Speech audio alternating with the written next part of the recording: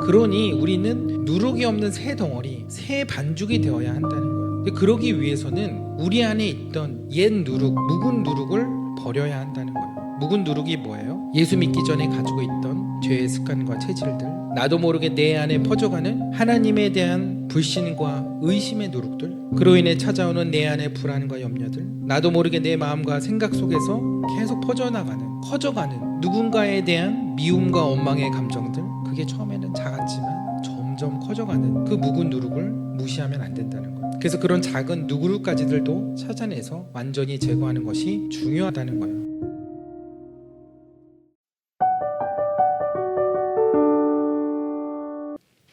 우리가 사순절을 맞이해서 약 7주 동안 여호와의 절기, 이스라엘의 절기에 관한 말씀을 나눈다고 말씀드렸습니다.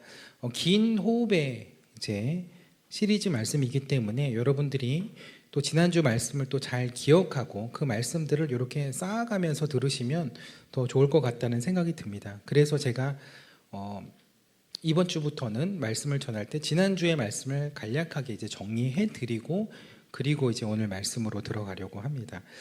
지난주에 제가 이제 절기에 대한 이야기를 했었는데 절기가 히브리어로 모에드라고 했습니다.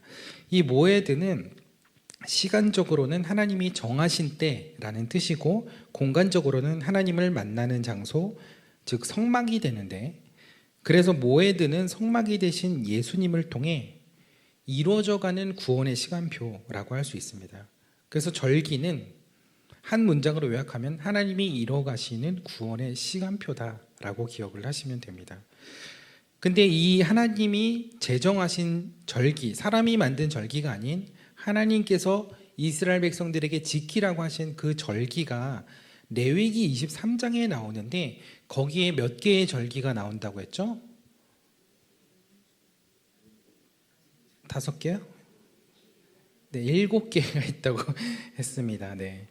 7절기가 있습니다. 그 7절기를 제가 지난주에 어떻게 외우는지 말씀드렸는데 7절기가 뭐가 있었죠?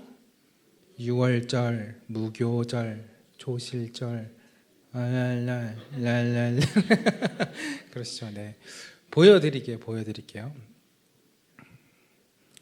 자, 같이 읽어볼까요? 유월절, 무교절, 초실절, 오순절, 나팔절, 속죄절, 초막절. 근데 이걸 어떻게 외운다고요? 앞 글자만 해서 유무초, 나속초. 근데 이렇게 반으로 끊어서 외운다고 했어요. 유무초, 나속초. 이렇게 끊어서 읽는다고 했어요. 시어머니가 이제 가족 여행을 갔는데 지난주에 안 오신 분들을 위해서 제가 다시 설명을 드릴게요. 나물이 먹고 싶은 거예요. 근데 나중에 합류하는 그 아들 가정, 그 며느리에게 전화를 해서 나 나물이 좀 먹고 싶은데 나물 좀 무쳐올래? 근데 나 지금 속초다. 그래서 유무초, 나속초. 유는 영어로 너를 말하죠.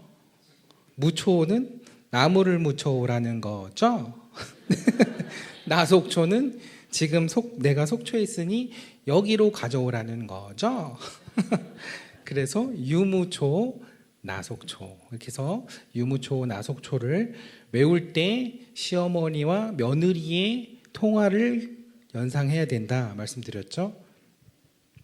근데 이거를 두 부분으로 나누어서 외우는 이유는 유무초는 봄절기로서 예수님의 초림과 관련돼 있고 나속초는 가을절기로서 예수님의 재림과 관련된 절기라고 말씀을 드렸습니다. 뭐 자세한 설명은 이제 앞으로 계속 들을 거니까 이제 더 설명은 드리지 않고, 그러면 한번 같이 외워볼까요? 유무초, 나속초를 한번 앞 글자만 해서 저를 따라서 외워보겠습니다. 유무초, 나속초.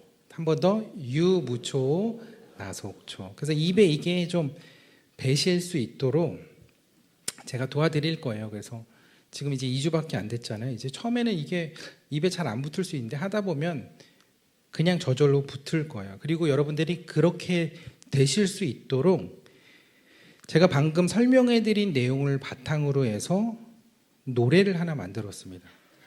제목은 여호와의 7절기라는 거. 전 세계에 단 하나밖에 없는 노래예요. 제가 직접 작사와 또 프로듀싱을 해서 만들었는데 너무 놀라지 마세요. 한번 들어보도록 하겠습니다.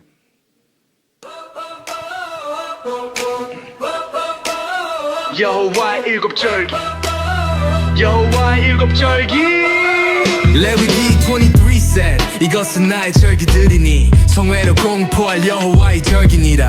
지금부터 외워봐요. 유월절, 무교절, 초실절, 오순절, 나팔절, 속죄절, 초막절. 다시 한번. 유월절, 무교절, 초실절, 오순절, 나팔절, 속죄절, 초막절. 여호와의 일곱 절기 여호와의 일곱 절기 쉽게 외워봐요. 유무초 나속초 유무초 나속초 봄절기 유무초 가을절기 나속초 얘야 봄나물이 먹고 싶다. 나물 좀 무쳐와라. 근데 나 지금 속초다. 여호와의 일곱 절기 유무초 나속초 여호와의 일곱 절기 유무초 나속초 여호와의 일곱 절기 유무초 나속초 근데 나물은 언제 묻혀오는 거냐.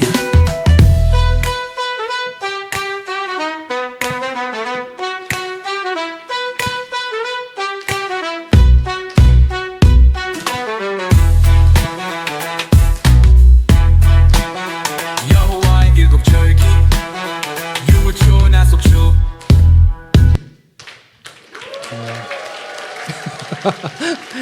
네. 네, 잠이 다 깨시죠? 네. 아, 이게 흥분이 돼가지고 이게 설교를 할 수 있을까 모르겠네요. 제 후기 나올 때 여호와의 일곱 절기 할 때 제가 이제 손가락을 이렇게 제스처를 이렇게 했는데 이게 7자 모양입니다. 일곱 절기란 뜻이에요. 그래서 이제 여러분들 제스처까지 만들어 드렸으니까 유튜브에 이거 올려드릴 테니까 노래 들으시면서 이렇게 흥겹게 부끄러우시면 혼자서 방에서 이렇게 외워보시면 좋을 것 같습니다. 이 정도면 여러분들이 안 외우고 싶어도 안 외워질 수가 없을 것 같죠. 2주밖에 안 됐지만 벌써 여러분들의 이제 머릿속에 계속 이제 각인이 되고 있는 거예요. 그리고 이제 여러분들도 모르게 자다가도 유무초 나속초 유무초 나속초 이게 이제 외워질 거라는 생각이 듭니다. 아, 흥분이 잘 안 가라앉는데 한 번 더 부르고 가야 되나? 네, 유튜브에 가서 다시 들어보시면 될 것 같습니다. 우리 지난주 6월절에 대한 이야기를 이제 했고 오늘은 두 번째 무교절에 대한 이야기를 하려고 하는데요. 무교절은 히브리어로 하그 마초트라고 해요. 무교절은 말 그대로 무교병, 누룩, 이스트가 없는 빵을 먹는 그런 절기입니다. 근데 6월절과 무교절은 사실 하나의 절기로 봐도 무방합니다. 레위기 23장에서처럼 처음에는 6월절, 무교절이 분명히 구분이 되어서 설명이 되었지만 시간이 지나면서 이 두 절기가 연속선상에 있고 밀접한 관련을 가지고 있기 때문에 점차적으로 하나의 절기처럼 여겨지게 되었습니다. 그래서 유대력 1월 14일 저녁부터 시작하는 게 6월절인데 6월절은 그날 6월절 세데르, 6월절 만찬이 자정까지 해서 끝나게 되고 그리고 나서 이후에 이제 무교절이 연달아서 7일간 지켜지게 됩니다. 특이한 것은 이제 무교병이 6월절이 시작되는 14일부터, 그러니까 6월절이 지켜지는 그때부터 아예 그 무교병을 먹어야만 했습니다. 이렇다 보니까 이게 딱 끊어져 있는 게 아니라 이게 같이 겹쳐져 있는 절기라고 할 수 있어요. 그렇기 때문에 이걸 분리해서 생각할 수가 없는 것입니다. 그래서 출애굽기 12장 이제 8절에 보면 6월절 그 양을 먹을 때 누룩이 들어있지 않는 무교병과 쓴 나물도 함께 먹어야 했습니다. 이때 허리에 띠를 두르고 발에 신을 신고 손에는 지팡이를 들고 급하게 먹어야 했는데 그 이유는 언제든지 출발할 준비를 해야 하는 것이고 이것은 하나님이 예비하신 구원의 때가 왔을 때 신속하게 받아들이고 순종해야 함을 의미하는 것이었습니다. 그리고 또 쓴 나물을 먹는다고 했죠. 애굽에서의 노예 생활 가운데 겪었던 쓰라린 고통과 그 괴로움을 기억하라는 것으로 과거의 고난을 기억하며 하나님의 구원의 은혜를 감사한다는 의미를 가집니다. 그리고 무교병, 누룩이 없는 떡을 먹는 것은 이스라엘 백성이 애굽을 떠나면서 누룩을 발효시킬 만큼 여유가 없었다는 시급성을 말하는 동시에 누룩은 이전의 죄와 부패를 상징하기 때문에 누룩을 뺀 무교병을 먹는 것은 이제부터 하나님의 백성으로서 순수하고 거룩한 삶을 살아가겠다는 그런 다짐을 의미하는 것입니다. 근데 음식에만 누룩을 제거하면 되는 게 아니고요. 사실은 집 안에 있는 모든 누룩들을 제거해야 합니다. 알게 모르게 떨어져 있는 빵가루를 밟거나 접촉하게 되면 그 누룩의 영향을 받기 때문입니다. 왜 영향을 받냐? 누룩은 하나의 이스트, 그러니까 이게 퍼지는 그런 확산성의 어떤 특징을 가지고 있어요. 예수님도 그래서 누룩을 비유의 소재로 이제 사용을 하셨죠. 마태복음 13장에 보면 천국을 비유하실 때 누룩을 가지고 비유를 하셨어요. 근데 이 비유를 보면서 조금 혼란스러운 부분이 생겨요. 왜냐하면 보통 누룩은 부정적인 의미로 많이 알고 있는데 예수님은 누룩을 굳이 천국을 비유하는 소재로 쓰셨기 때문에 그래요. 천국을 이야기하시면서 다른 것도 많이 있을 텐데 왜 하필이면 누룩을 가지고 그렇게 비유의 말씀을 하셨을까? 제가 여기서 질문을 드려볼게요. 예수님이 여기서 누룩으로 비유를 드실 때 부정적인 의미로 쓰신 걸까요? 긍정적인 의미로 쓰신 걸까요? 긍정적인 의미로 쓰신 걸까요? 부정적인 의미로 쓰신 걸까요? 앞에 질문과 뒤에 질문 같은 질문이에요. 네. 여기서는 긍정적인 의미로 쓰신 겁니다. 그래서 누룩은 부정적인 의미로도 쓰이고 긍정적인 의미로도 둘 다 사용이 됩니다. 부정적인 의미로 쓰일 때는 그 누룩이 불순물, 첨가물이라는 의미가 담겨져 죄와 부패를 상징하지만 긍정적인 의미로 사용될 때는 누룩의 발효 능력이 복음의 침투력과 선한 영향력을 상징하는 것, 그 복음의 확장성을 말하는 것입니다. 그래서 예수님이 여기서 천국을 비유하실 때는 작은 누룩이 밀가루 포대 전체를 발효시키는 것처럼 천국의 복음은 아주 작지만 온 세상을 변화시킬 것이다 라는 말씀을 하신 것입니다. 어쨌든 부정적으로 쓰이든 긍정적으로 쓰이든 누룩의 확장성이라는 특징에 착안했다는 것, 그것은 이 누룩이 가지고 있는 동일한 특성입니다. 그래서 그러한 확장성과 영향력 때문에 유월절과 무교절에는 그 누룩의 영향을 받지 않기 위해서 내가 살아가고 있는 그 삶의 반경에 내가 접촉할 수 있는 그 모든 집안과 그 환경에 누룩이 없도록 제거해야 한다는 것이죠. 그래서 출애굽기 12장 15절에 보면 그 첫날에 누룩을 너희 집에서 제하라는 말씀을 하고 있습니다.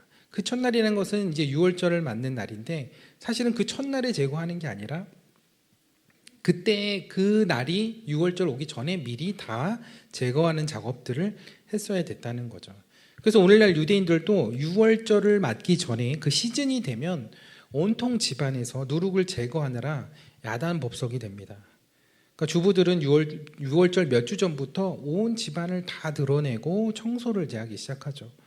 겨울 동안을 지나면서 눅눅해진 곰팡이들이 있을 수 있고 곳곳에 이제 빵가루라든지 여러 가지 누룩과 관련된 음식 가루들이 떨어져 있을 수 있기 때문에 아주 꼼꼼히 청소를 이제 해야 됩니다.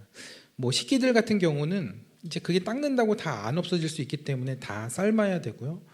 또 옷이나 카페트 같은 것도 깨끗하게 다 청소를 해야 합니다. 소파나 이제 가구 같은 거는 그런데 그게 청소하기가 이제 쉽지가 않잖아요. 그 속속 그 안에 이제 막 그 부스러기들 들어가면 그것들을 다 일일이 이렇게 제거하기가 쉽지가 않습니다. 그럼 어떻게 할까요? 청소 업체를 부를까요? 근데 그것도 불안해요. 그래서 그냥 버립니다. 그냥 버리고 새 걸 사요. 이제 그게 마음 편한 거죠. 그래서 이스라엘에서는 6월절에 가구를 바꾸는 시즌이에요. 6월절이. 6월절에 가구들을 그 기회에 많이 바꾸거든요.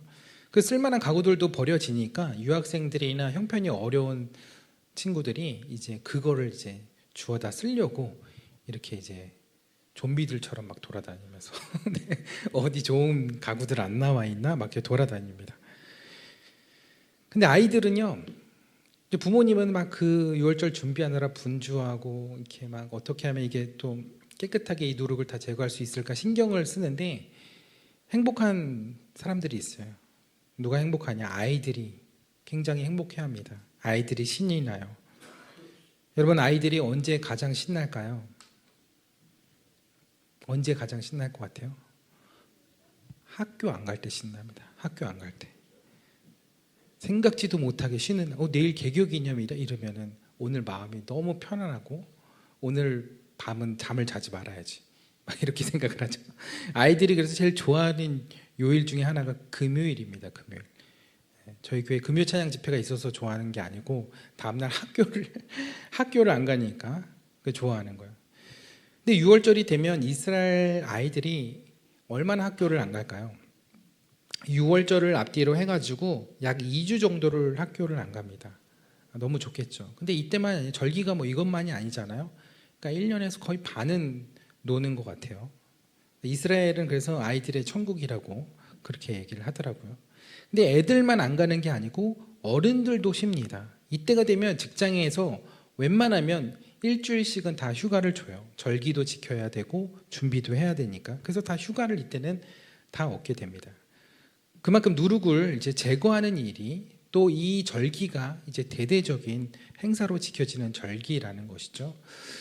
다른 절기들은 다 온전히 지키지 못하더라도 이 6월절 무교절만큼은 오늘날 현대 유대인들은 아주 큰 절기로 명절로 지키고 있는 절기입니다. 그런 절기인 만큼 이제 가정에서도 부모님이 이제 아이들과 함께 지키는 이제 하는 이벤트가 있는데요. 베리카트 하메츠라는 누룩을 찾는 누룩 찾기라는 이벤트가 진행이 됩니다. 그래서 6월절이 되기 전날 밤에 가정에서 아버지가 아이들을 이제 불러 모으고 이제 이렇게 기도문을 주고 아이들이 손에 막 뭘 들고 있죠. 후레쉬나 밝은 거 이런 것들을 들고 있습니다. 왜 저걸 들고 있을까요? 집안에 있는 누룩을 찾으려고. 그래서 그 누룩을 찾아오면은 또 선물과 교환해주고 그런 이제 보물찾기와 같은 게임을 이제 하는 겁니다. 그래서 이제 빵 조각들을 이제 찾아 나서는 건데 6월절 전날 밤에 빵 부스러기가 누룩이 있는 그 빵 부스러기가 집에 있으면 안 되잖아요. 근데 빵 조각을 어떻게 찾는다는 걸까요? 이 이벤트를 위해서 부모님들이 미리 빵 잘 보이는 커다란 빵 조각을 곳곳에 이렇게 이제 숨겨 놓는 것입니다. 그래서 그 아이들이 그거를 이제 찾아오는 거예요. 그 보물찾기 같은 거예요. 근데 이제 위치를 잘 기억해야겠죠. 나중에 부모님도 잊어버리면 큰일 납니다. 그래서 누룩이 집안에 남아 있으면 안 되기 때문에 그래서 곳곳에 이제 부모님들이 그렇게 이제 숨겨두고 아이들이 찾아오는데 이 빵 조각을 찾으러 다닐 때는 집안에 불을 다 끄고 이 촛불 이 작은 불로만 이제 찾아야 합니다. 그래서 그 빵 조각을 이제 발견하면 또 손으로 만지면 안 돼요. 근데 이제 애들이니까 막 만져서 넣기도 하고 막 그렇게는 합니다. 근데 원래는 이제 거의 깃털이나 나무 숟가락으로 해서 이제 종이 봉투에 잘 담아와야 합니다. 그렇게 해서 이제 다 모으게 되면 그걸 이제 헝겊에 싸서 실로 묶어서 집 밖에 이렇게 별도로 이제 분리를 해두거든요. 요건 이제 따로 처분하지 않고 우리가 이제 무교절을 지키고 있다는 표시로 그렇게 따로 분리를 해둡니다. 그러니까 유대인들의 이런 신앙 교육은 이렇게 절기를 통해서 또 배우는 것도 있지만 함께 참여하고 의미를 새기는 것이 바로 유대인들의 그런 신앙 교육이 아닌가라는 생각이 들고 그래서 수천 년이 지난 지금도 이 절기를 그렇게 잘 지키고 있는 것이 아닌가라는 생각이 듭니다. 제가 한 가지 재미있는 이야기를 하나 더 해드리면 집안에서는 그렇게 열심히 누룩을 찾아가지고 누룩이 다 없어졌어요. 집은 그렇다 쳐요. 그런데 빵집은 어떻게 할 거예요? 이 빵들 다 버려야 되나요? 마트나 뭐 이런 이제 제과점이나 이런 데 누룩이 들어간 식품들을 어떻게 처리해야 될까요? 6월절 한 달 전, 무교절 한 달 전부터는 더 만들지 않고 다 품절될 때까지 더 팔지 말까요? 그럴 수는 없잖아요. 그래서 이런 딜레마를 해결하기 위한 조치가 바로 누룩을 파는 일입니다. 완전히 그렇다고 이 물건들을 다 파는 게 아니고요. 절기 동안만 소유권을 옮겨 놓는 거예요. 그래서 누룩이 섞여 있을 수 있는 물건들을 이렇게 한 곳에 모아서 천으로 덮어두거나 보이지 않게 가려두기도 하고 매장 문을 이렇게 닫아두고 그리고 물건을 옮기는 게 아니라 소유권을 옮기는 겁니다. 그러니까 이방인들에게 이 절기 기간 동안 주인이 당신 거다 하면서 아주 헐값에 그 사람들에게 이제 팔게 되는 겁니다. 근데 오늘날에는 이런 절차도 개인적으로 하는 게 되게 번거롭다 해가지고 마을의 랍비가 정통 유대인들의 그들의 서명을 받아가지고 대리 서명을 받아서 법정을 통해서 모든 유대인들의 그 마을에 있는 모든 유대인들의 상점에 있는 누룩을 이방인들에게 한꺼번에 다 팝니다. 한 번에 이제 거래하니까 조금 편할 수 있겠죠. 근데 그것도 모자라서 예전에는 이스라엘 최고 권위의 랍비청에서는 예루살렘 근교에 있는 한 아랍인에게 2만 세겔 약 500만 원에 이스라엘 나라 전체에 있는 누룩 제품을 다 팔았습니다. 500만 원 하니까 이제 적은 돈 같은데 적은 돈이죠. 헐값에 그렇게 해가지고 절기가 지나면 다시 파는 그 계약을 이제 하게 된 겁니다. 너무 형식적인 게 아닌가라는 생각을 할 수 있는데 그래도 이렇게 미련할 정도로 말씀에 순종하며 그 말씀을 지키려고 살아가는 유대인들의 그 마음과 그 중심을 우리가 보아야 할 것 같습니다. 그렇게 이제 누룩을 이제 제거하기 위해서 애를 쓴다는 거죠. 누룩을 제거하는 일이 그냥 하루 그냥 청소하고 마는 일이 아니라 일주일, 2주일씩 거쳐서 그 누룩을 제거하는 일, 그리고 내 주변에 내 일터에 그 누룩이 하나도 남겨지지 않도록 그렇게 모든 신경을 쓰고 모든 체크를 다 하면서 그렇게 절기를 지킨다는 겁니다. 근데 그렇게 해서 누룩을 다 제거하고 나면 다음으로 신경 써야 하는 게 뭐예요? 음식이에요, 음식. 누룩이 없는 음식을 먹어야 되는데 실수로 먹으면 안 되거든요. 그것도 그냥 누룩이 없다고 해서 아무거나 먹으면 되는 게 아니고요. 랍비청에서 인증해 준 것만 먹을 수 있습니다.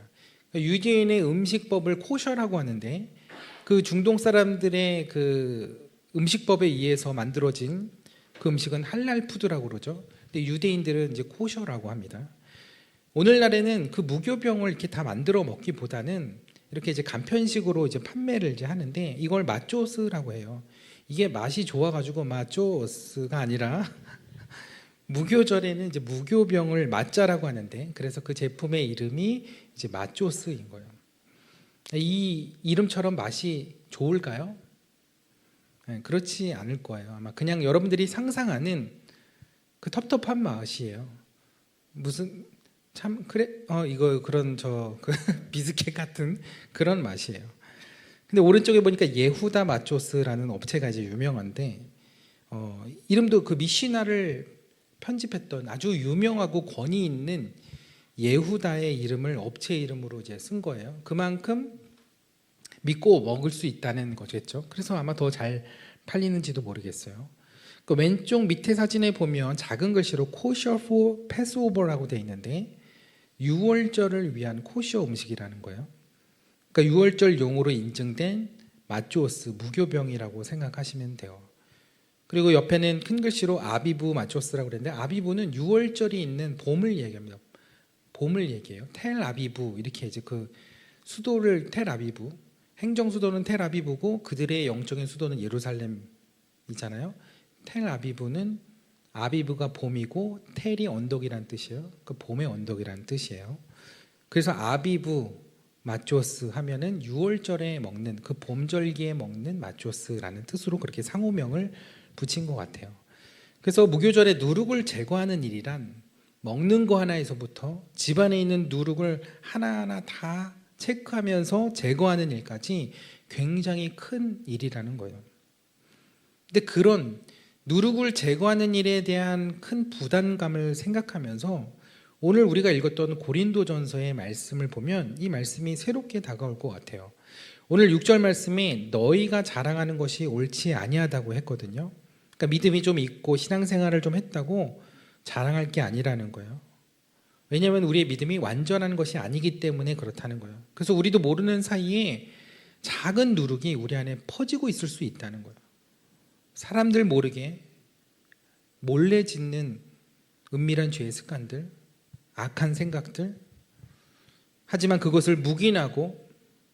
무던하게 넘어가는 그 죄의 행위에 내 스스로 동조하는 시간들, 그런 묵은 누룩을 경계하고 제거해야 한다는 것입니다.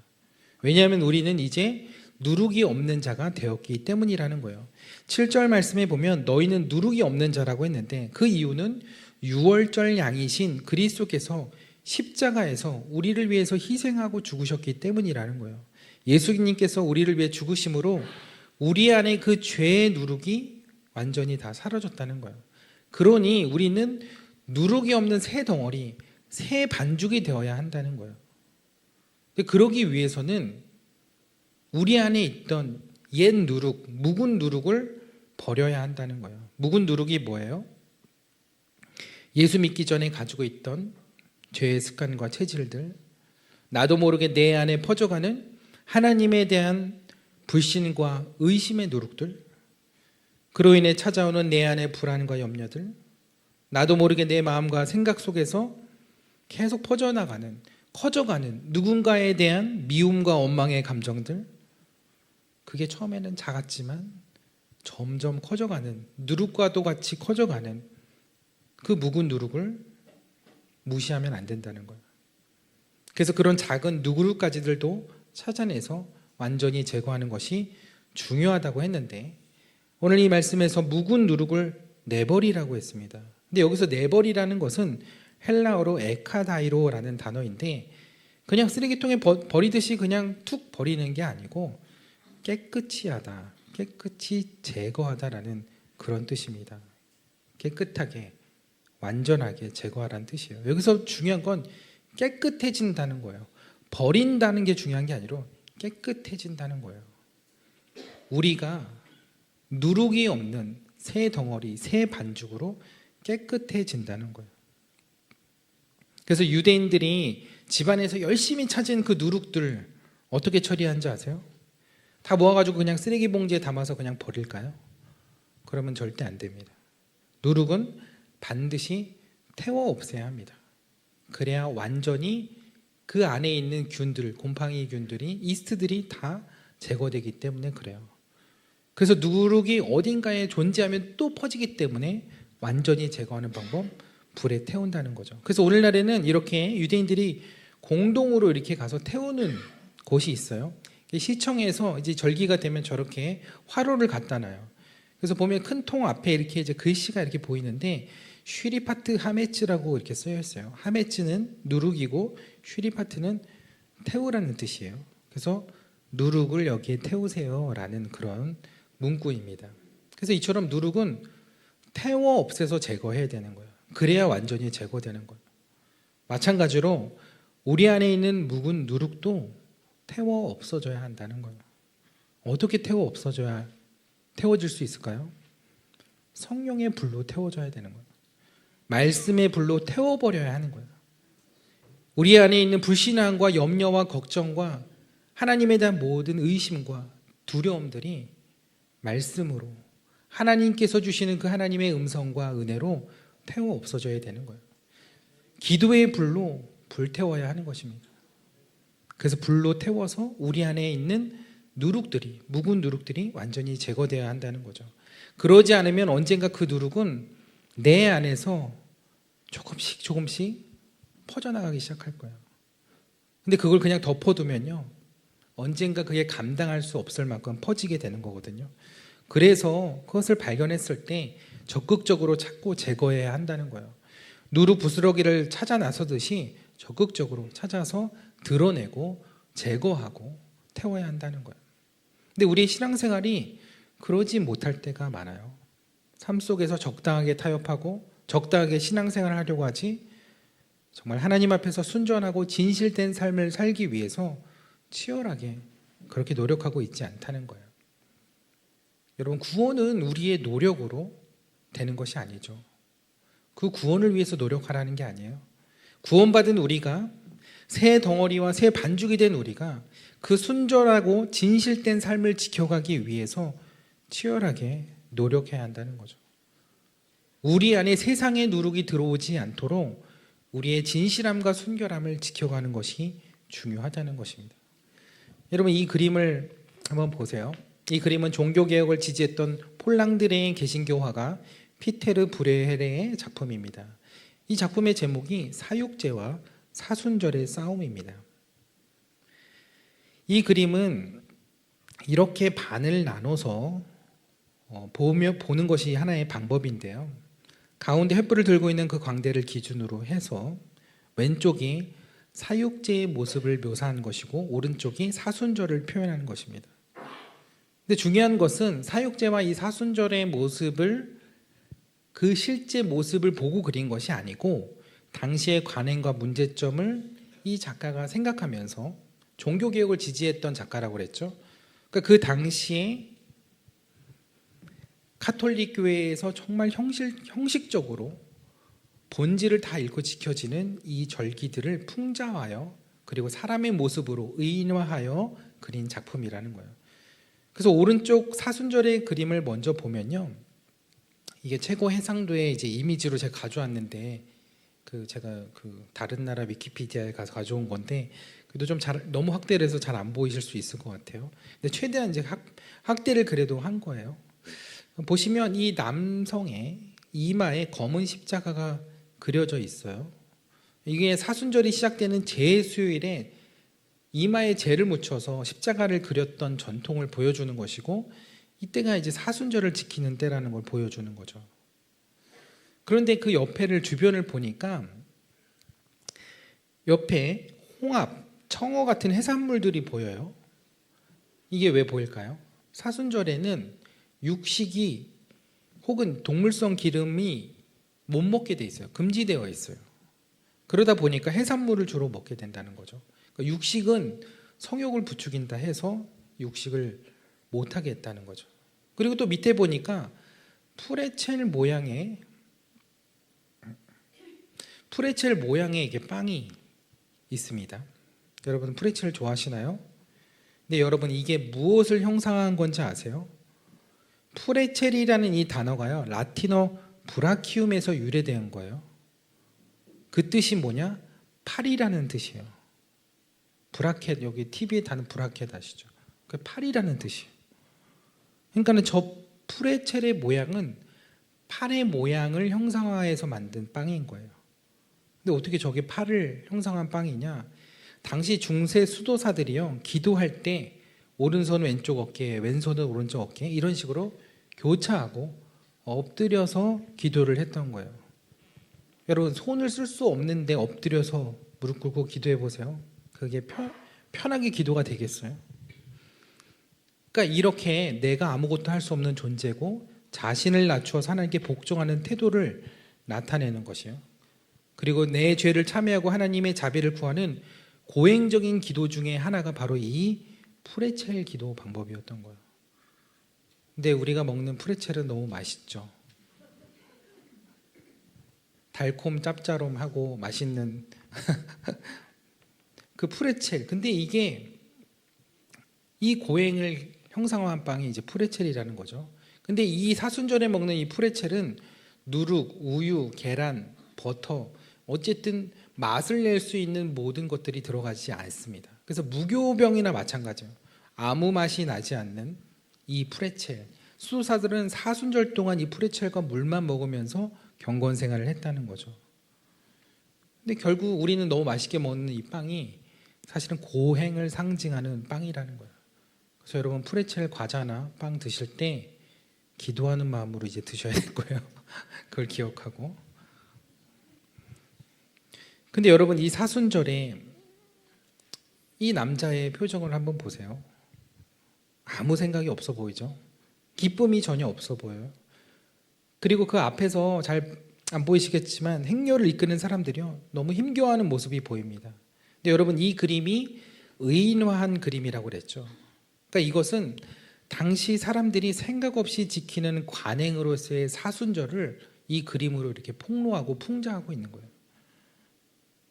그럼 왼편에 사육제의 그림을 한번 볼까요? 여러분 그 사육제라는 축제 이야기 들어보셨어요? 사육제는 이 사순절과 맞물려 있는 그런 절기입니다. 유월절과 무교절처럼 이렇게 연결되는 절기예요. 사순절 앞에 사육제가 있는 거예요. 근데 왜 이런 사육제라는 이 축제가, 이 절기가 생기게 된 걸까요? 왜냐하면 사순절이 시작되면요, 못하는 게 많아요.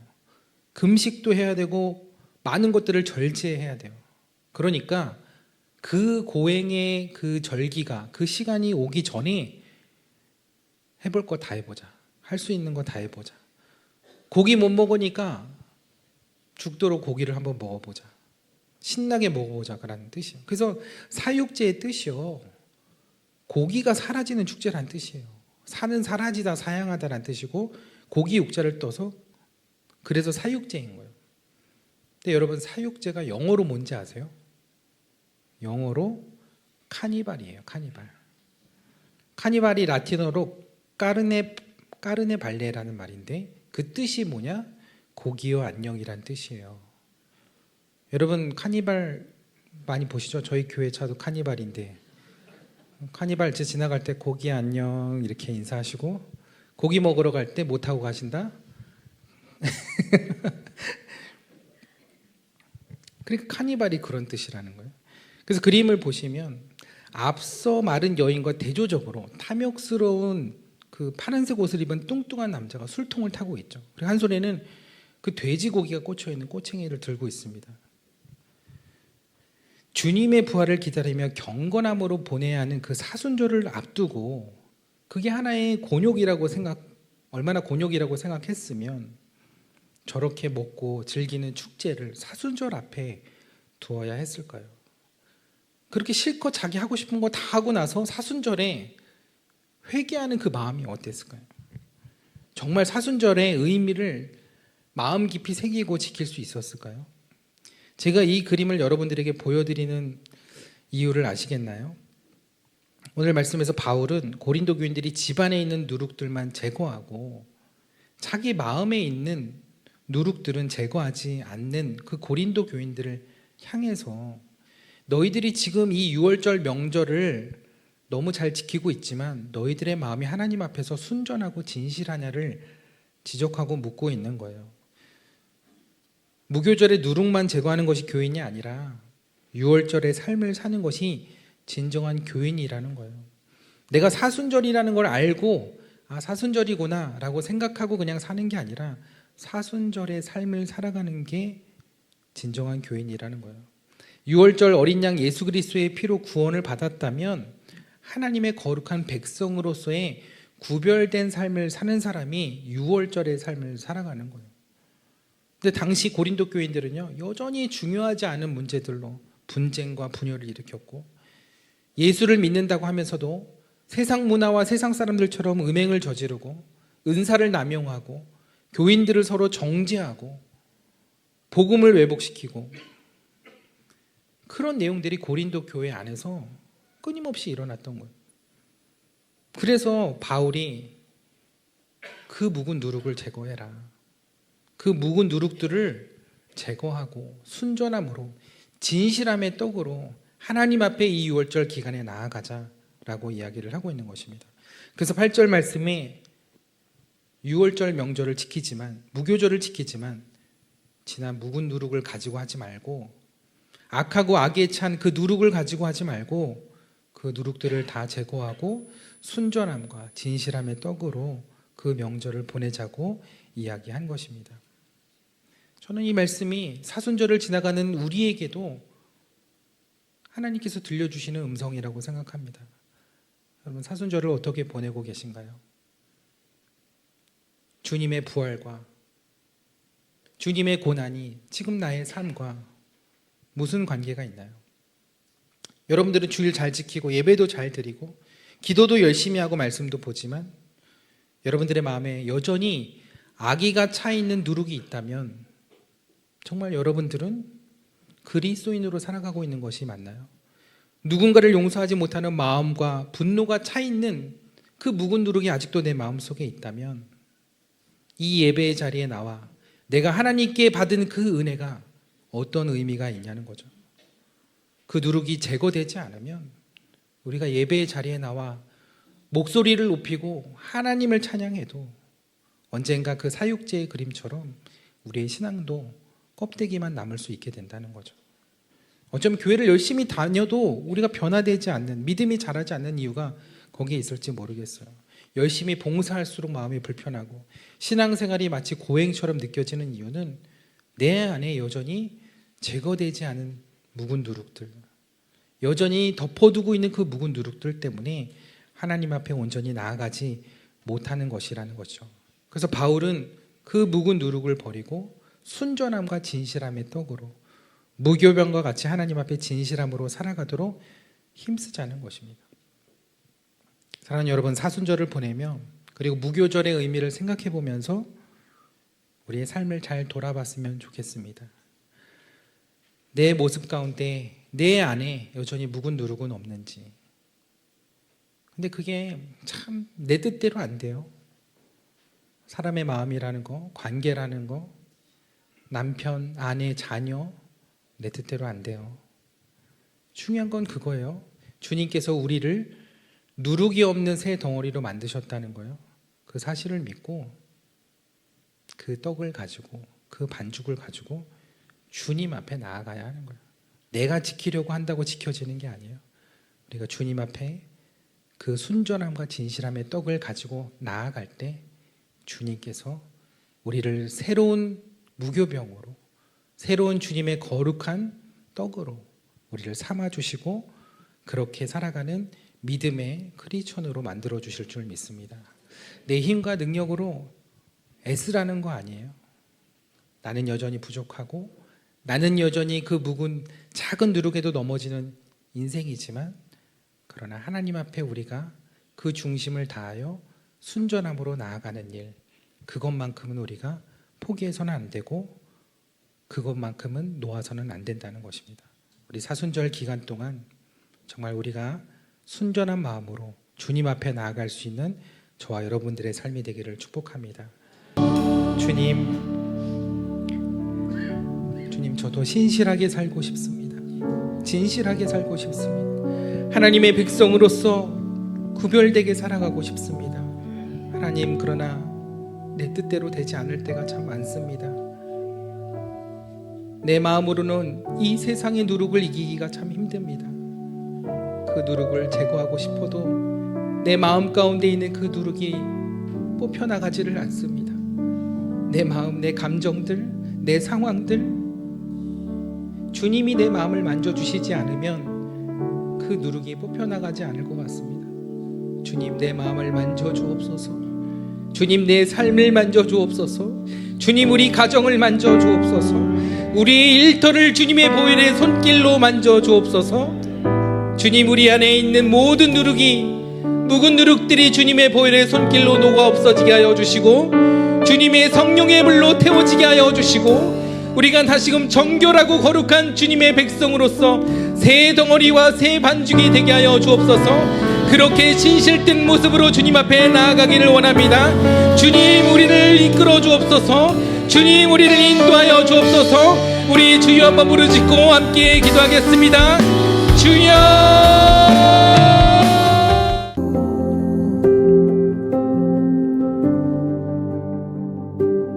when I wake, I know you are with me. In the dark, I can almost see you clearly. Every day, you're singing over me like